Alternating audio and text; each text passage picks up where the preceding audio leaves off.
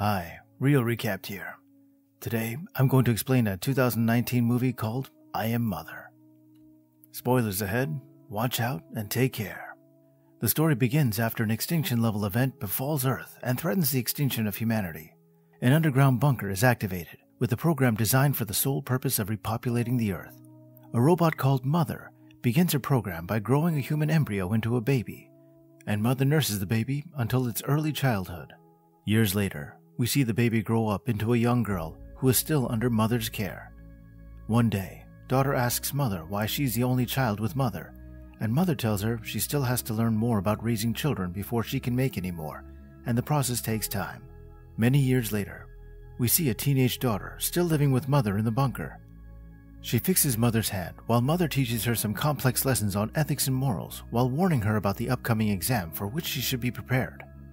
Later, there's a power outage in the facility, which also shuts Mother down. Daughter tries to find the source of the outage, but finds a mouse instead. She then notices that the mouse was the source of the power outage, but she also believes that if the mouse is alive, that means there could be life outside the bunker. She fixes the electrical malfunction and restores power to the bunker. When Mother powers back up, she tries to incinerate the mouse, but Daughter tries to convince her against doing that, saying the mouse could be a sign that life still exists outside the bunker. But Mother believes the mouse could be carrying some diseases. Mother incinerates the mouse, while explaining further that the contamination in the surface could be very lethal if she came in contact with it. After this experience, Daughter gets more curious about the outside world. She starts investigating the facility. She then wears a hazmat suit and looks around the facility's airlock. While she was in the airlock, she hears a woman on the outside crying for help after being wounded badly by a gunshot. The woman begs Daughter to let her in, and Daughter agrees, but on the condition that she wears a hazmat suit. The woman agrees and Daughter opens the airlock to let her in. Mother then powers up and speeds towards Daughter's location as Daughter hides the woman in the airlock. Mother warns her that the contagion outside the bunker would kill Daughter, but Daughter simply says she wanted to know more about the outside world. Mother then decontaminates Daughter and tells her to prepare for her exams immediately. Daughter runs back to the airlock and finds the woman sleeping. She then takes the woman's gun from her bag before waking her up to give her water. The woman takes off her mask to drink the water, and Daughter looks frightened by this. She then realizes that there couldn't be any contamination outside the bunker if the woman was this carefree. The woman also confirms that there was no contamination outside the bunker. Later, Daughter goes to get some medical supplies from the med bay. Then the woman sees Mother and tries to get her gun, but couldn't find it in her bag. When Daughter gets back with some meds, the woman aggressively demands her gun, saying that Mother is just like her friends outside the bunker. Daughter gets frightened and calls out for Mother, but the woman was able to take back her gun in the process. Just as Mother arrives, the woman shoots at Mother, but Mother quickly overpowers her. Daughter begs Mother to spare the woman's life. Mother then agrees to help the woman before taking her to the infirmary, but the woman refuses Mother's medical aid. Mother locks her in the infirmary and is confronted by Daughter. She asks Mother to tell her the truth about the supposed toxicity levels in the outside world. Mother admits that she lied about everything to keep her safe. Mother also admits that she doesn't like the robots that attack the woman. Mother then tells Daughter that they can help more survivors, but the woman needs to cooperate with them. Mother tells Daughter to gain the woman's trust if she wants to help more people. Later, Daughter tries to convince the woman that Mother isn't like the bad robots outside, but the woman tells her that robots like Mother hunt and kill survivors, and she was a living testimony to the horrors the robots had inflicted. Daughter then finds and apologizes to Mother for letting the woman into the bunker. She then asks Mother if she knows about the other robots outside, but Mother says she doesn't remember it not being in the bunker. Mother and Daughter enter the infirmary, and Mother asks her about the survivors, but the woman refuses to answer. The woman's condition gets worse, and Mother concludes that she will need surgery, but the woman still refuses to let Mother operate on her. Daughter volunteers to perform the surgery, and Mother guides her through the process, which was tough, but Daughter manages to pull it off. While the woman recovers, she becomes kinder towards the daughter and bonds with her while Mother observes them. The woman eventually tells her about the other survivors, saying they live in a mine, and they all invite each other to stay with them. The woman also confesses that both she and her brother went in search for food before they were attacked by robots, and while her brother distracted the robots, she managed to escape, but never made it back to the mines where her people lived. The woman tries to convince Daughter to leave the bunker with her, but Mother interrupts them, insisting that the daughter needs to take her exam. Before they leave, Mother takes the woman's bag. Daughter asks why she did it, and Mother says that the woman lied about being shot by robots. She continues saying that the projectile is not the same type used by robots, and the bullet matches that of her own gun, meaning she was shot by another human.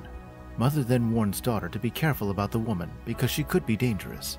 However, despite everything Mother says about the woman, the daughter still doesn't say anything about the survivors. Later, after daughter completes the exam, Mother confirms that she passes and rewards daughter by telling her to pick an embryo that they can add to their family. Daughter then confronts the woman on why she lied about her gunshot wounds, but the woman tells her to investigate the bullets with her own eyes.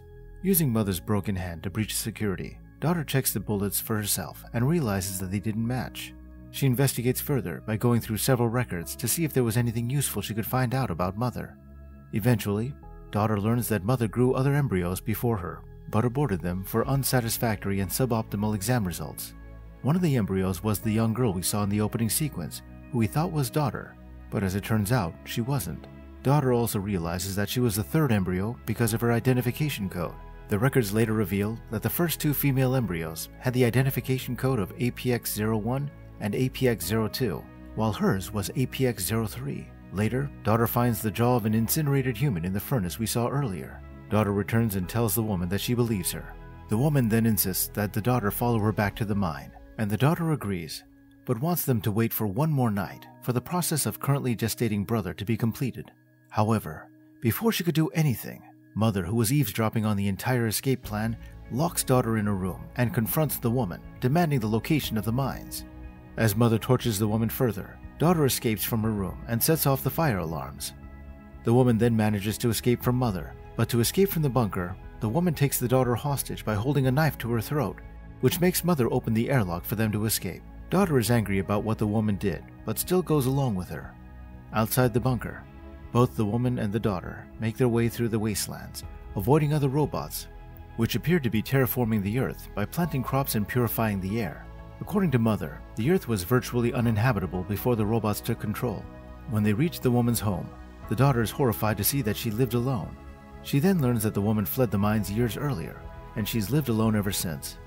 Daughter then asks if they could find them, but the woman says they all eventually went mad, implying that there was no other real survivor out in the world.